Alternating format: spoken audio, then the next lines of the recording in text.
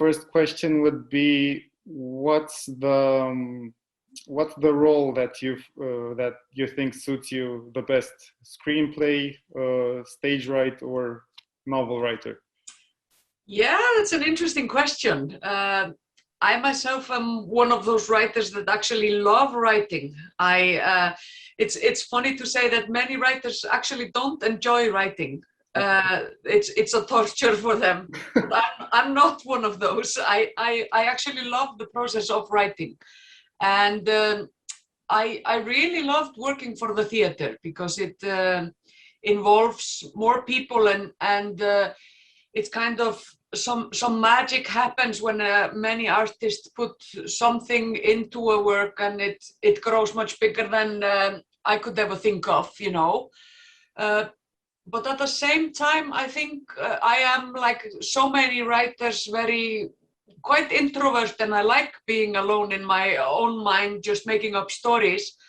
So screenwriting has come as a good thing for me, because novels, you kind of, I stay in my own mind, in my own home, alone, you know, deciding every single strand of the novel. But the screenwriting process is a social thing. Mm-hmm. And also, you know, the writing itself is so different, because in a screenplay you have to get everything, every part of the story into the dialogue. You have no insight into the mind of the characters. So it's a very different technique in writing. And for me, it really works well together, because you know, when I'm tired of writing a book, I can switch to writing a screenplay, and vice versa. And thereby it feels like kind of a, you know, break or a relief, and you're doing something else, but I never have to stop writing. So yeah, I think it actually goes quite well together. The Reykjavik Noir series follows Sonia, who is, I mean, she is in a bad place where she is forced to transport drugs illegally from various places to other places. Yes. She is also a mother. Mm-hmm. She has a difficult relationship with her ex-husband. She has a tumultuous relationship, let's say, with one of her friends, probably best friends actually, Agla. Yeah. Agla works in finance, in banks, and there's a whole story there. Yeah. Tell us a bit about Sonia. She's the main character. She's a very impressive woman, and she's a memorable character. Tell us a bit about her. Yeah. Well, I mean, the whole series is a bit of an exploration of what people do when they feel cornered. Yes. I mean, the setting is just after the Icelandic financial crash, where a lot of people lost their homes. There was unemployment. Many people lost everything they had, as all the banks in the country collapsed in the same 3 days. So a lot of people in the years after found themselves doing things that they would never have thought they would do. You know, and for me, it was an interesting study on both the banksters, so the bank criminals that started to steal and hoard money and fly it away in private jets to hide it in Tortola or wherever, and just normal people, what they were ready to do just to get by, you know. And the premise of the trilogy was, you know, to do what must be done. Was this sentence? I mean, everyone in the story is doing what they feel they have to do to resolve their individual situations. Sonia is a character. She's a lady that hasn't maybe taken control of the direction of her life. She has kind of floated with life, you know. She just had this husband, had a child. Her life has gone just like floating down a river, and then suddenly everything goes kaput, you know, just exactly. blows up in the same week as the financial crash. Her husband discovers her affair with another woman, and and everything goes bad for her. And she decides at some point that she wants to be her own person. She is gonna take charge of her life and start controlling her own life. But it goes into unexpected ways. So she makes a mistake and is trapped. And this is what the titles of the trilogy, Snare, Trap, and Cage. In English, it's Lațul, Capcana, and I don't know what the third is going to be called in Lithuania. Probably. Yes. And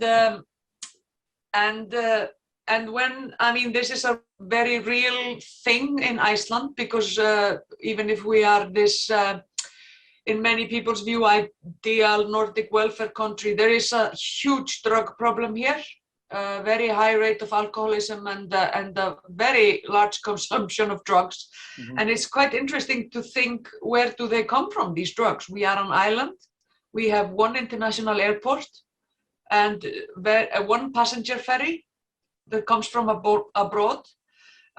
So how do the smugglers get the drugs into the country? And that was kind of an inspiration for the story. This lady Sonja, she gets caught and is forced to be a drug mule, and but she becomes a very clever drug mule. So she climbs up the hierarchy of the drug world, and she always is intending to get the control of her life back. And she is tells herself that she's doing all this to get her child back, so she can take care of him and afford to, give him a home and all that. But at the same time, when you get into this world, it's very hard to get out.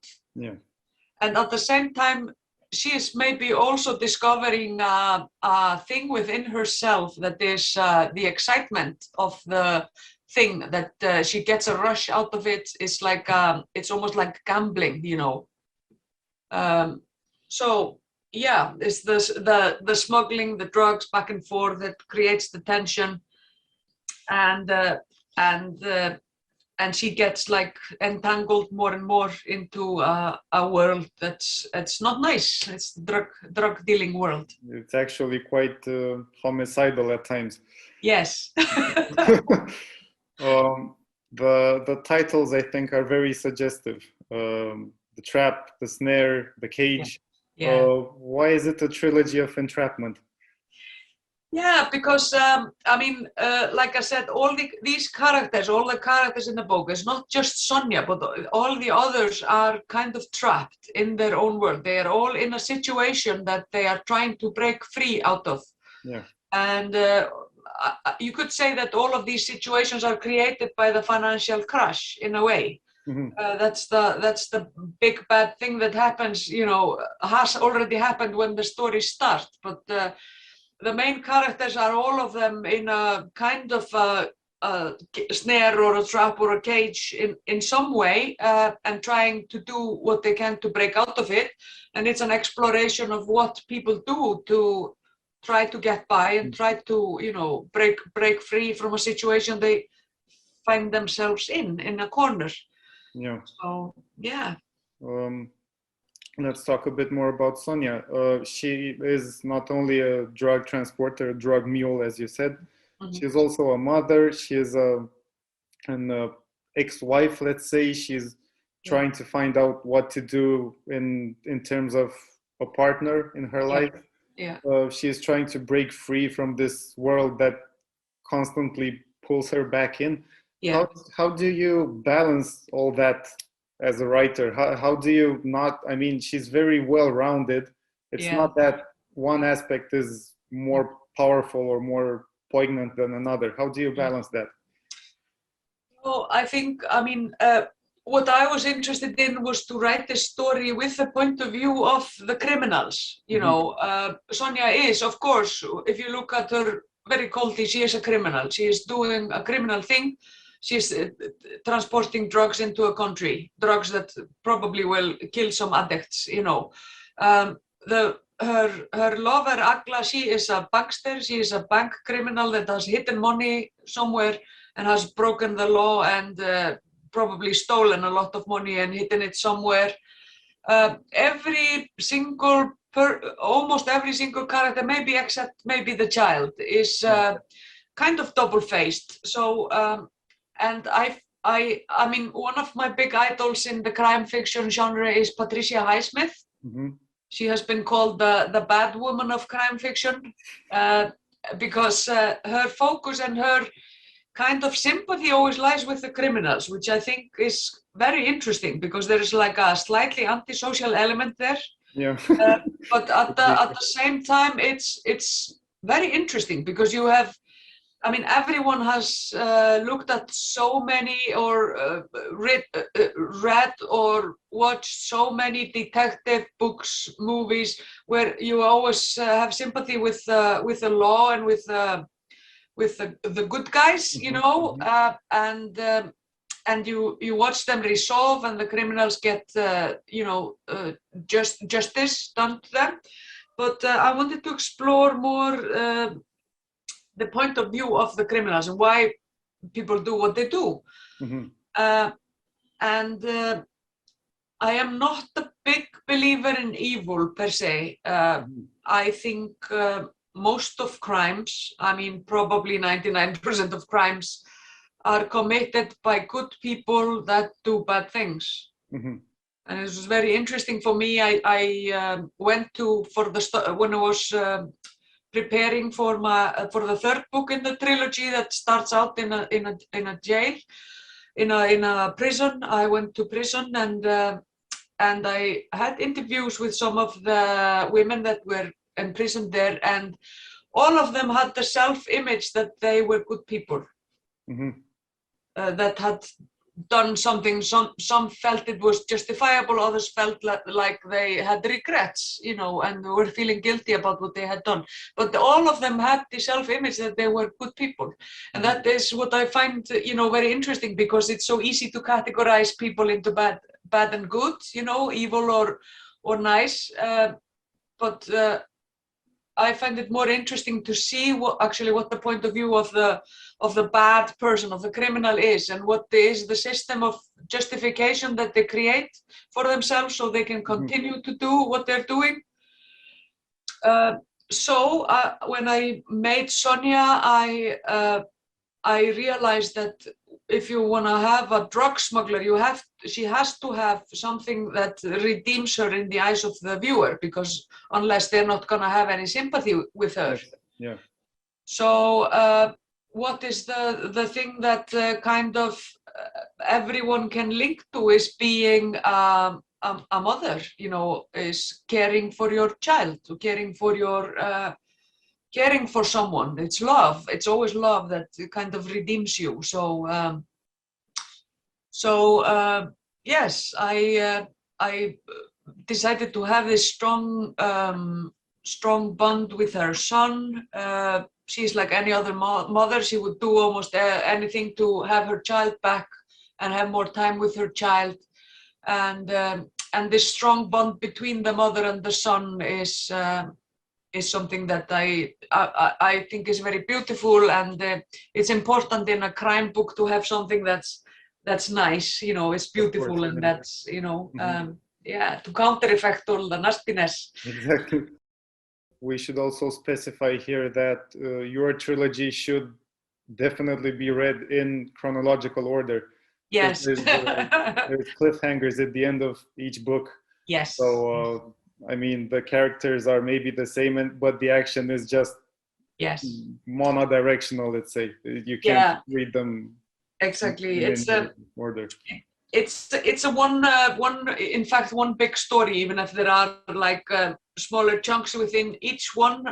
The first one, Lațul is the focus is very much on the smuggling of the drug business.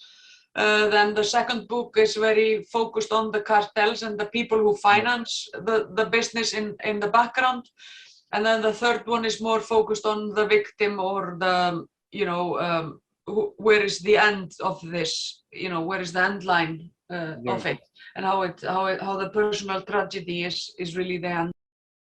How would you recommend your Reykjavik series to someone who hasn't yet read the book?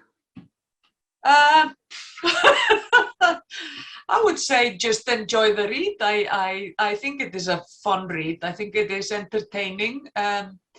Many people have told me that that people that are not such big readers enjoy reading it because the chapters are short and there is this you go between characters constantly, so you don't become bored. Mm-hmm. You know, so I think it is.